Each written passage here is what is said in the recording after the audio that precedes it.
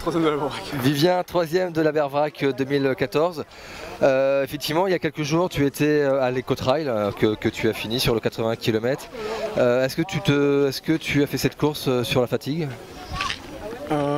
J'étais un petit peu fatigué effectivement ces 2-3 derniers jours, mais je pense pas que l'Eco-Trail, j'avais bien récupéré musculairement. La fatigue à la fin de la course, ouais, les 20 derniers kilomètres de l'Eco-Trail ont été durs, je me suis pas alimenté, donc, mais bon, il y avait 2 semaines de récupération et j'ai quand même fait du jus comme on dit, donc j'avais des bonnes jambes, pas exceptionnelles, mais des bonnes jambes, donc, mais c'est parti très vite. Christophe Arzur est parti très vite, il a une grosse vitesse de base donc c'est normal. Moi j'avais dit de toute manière pour moi Christophe et les deux Christophe Malardet et Arzur étaient plus rapides, donc c'était logique qu'ils se retrouvent devant. Laurent il a gagné ici l'an passé, il a fait une grosse perf au Glazik donc c'est logique aussi. Il y a Jérôme, donc je suis revenu sur Laurent Supy qui était parti aussi devant, et avec Jérôme on s'est bien relayé, et puis après sur le retour de la berre j'étais pas mal donc je suis parti, et puis j'ai accéléré progressivement.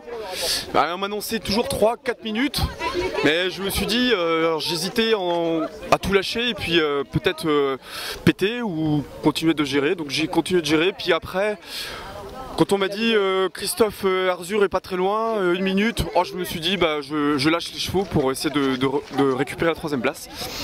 Et donc j'ai vu Christophe, il m'a dit vas-y, je suis cramé. Mais comme j'ai dit, il a fait aussi une super course, hein, parce que voilà, il faut tenter, et bon ça l'a pas souri aujourd'hui, mais peut-être à guerre les dents une prochaine. Pour ma part je suis vraiment content, très content, parce que devant ils sont très costauds et ça va très vite encore une fois. Sur le parcours là, sur le 45 km que tu as fait ici, c'est un parcours qui est compliqué, qui est difficile?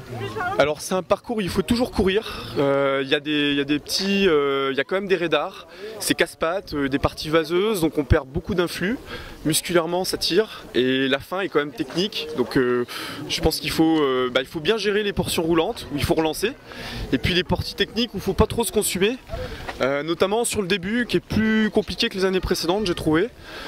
Voilà, 45 km c'est quand même long, donc il faut quand même gérer et en garder pour la fin. Contrairement à l'an passé, j'ai plus géré mon début de course, j'ai moins allumé dans les descentes, mais là comme je suis en Oka, en fait je peux allumer comme je veux, quoi. C'est parfait. Une dernière question, effectivement là vous êtes parti quand même assez costaud avec un petit groupe. Comment on fait pour se freiner en fait, étant donné qu'il y a tout le monde présent, quoi? Il y a Jaffray, il y a Malardet. Comment tu fais pour te freiner? En fait, moi, depuis toujours, je cours aux sensations. Comme vous voyez, j'ai pas de montre, pas de cardio, jamais couru avec de montre. Donc je fais tout aux sensations. Quand je sens que ça va un peu trop vite, je lève le pied. Et puis voilà, le parcours je le connais, je sais où sont les points de ravitaillement, les difficultés. Donc voilà, je gère mon truc moi-même. Alors des fois, c'est sûr que malheureusement, je laisse partir la course pour pas être en sur-régime. Et bon, après, c'est sûr que si je voudrais pouvoir accrocher Laurent ou Christophe, c'est la vitesse de base qui manque. C'est simplement le fond, je l'ai, sans trop travailler, je l'ai. La caisse, c'est pas de problème, mais c'est la vitesse. Les plus rapides ont gagné, et sur les trails en Bretagne, c'est souvent le plus rapide qui gagne. Voilà. Merci Christophe.